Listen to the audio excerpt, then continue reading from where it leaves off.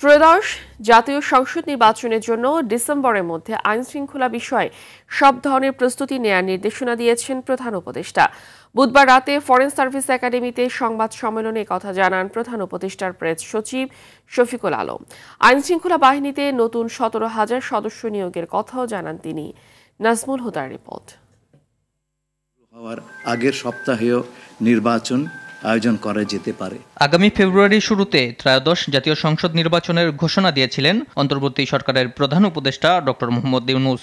এবার সেই সময় ধরে এখন থেকেই প্রাতিষ্ঠানিক কাঠামোগত সব প্রস্তুতি নেওয়ার নির্দেশনা দিয়েছেন তিনি।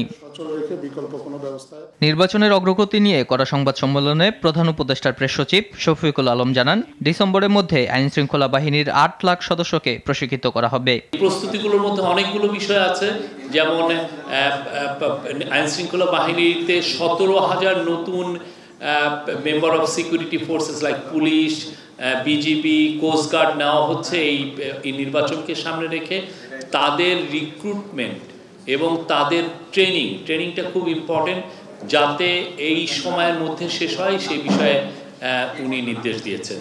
বিগত নির্বাচনে দায়িত্বপ্রাপ্ত প্রিজাইডিং অফিসার ও পোলিং এজেন্টদের বাদ দিয়ে নতুনদের নিয়োগ দেওয়া সহ প্রশাসনে ব্যাপক রদবদলের কথাও জানান শফিকুল আলম।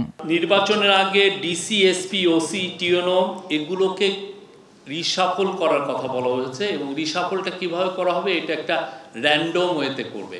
নির্বাচনের জন্য পর্যাপ্ত লোকবল আছে কিনা এটা এখনই খুবই দ্রুত এটা জানতে হবে। যদি নতুন নিয়োগ করতে হয় তবে নিয়োগ প্রক্রিয়া এখন থেকেই শুরু করে দিন। তাদের জন্য পর্যাপ্ত প্রশিক্ষণের ব্যবস্থা করুন। প্রতিদিন ট্রেনিং হবে। ডিসেম্বরের মধ্যে সকল প্রস্তুতি শেষ করতে হবে। আসন্ন নির্বাচনে 18 থেকে 33 বছর বয়সীদের জন্য পৃথক ভোটার তালিকা ও আলাদা বুথ করার ব্যাপারেও ভাবা হচ্ছে বলে জানান প্রেস সচিব। নারীদের ভোটাধিকার নিশ্চিতে বিশেষভাবে জোর দিয়েছেন। নাজমুল হুদা, RTV, ঢাকা।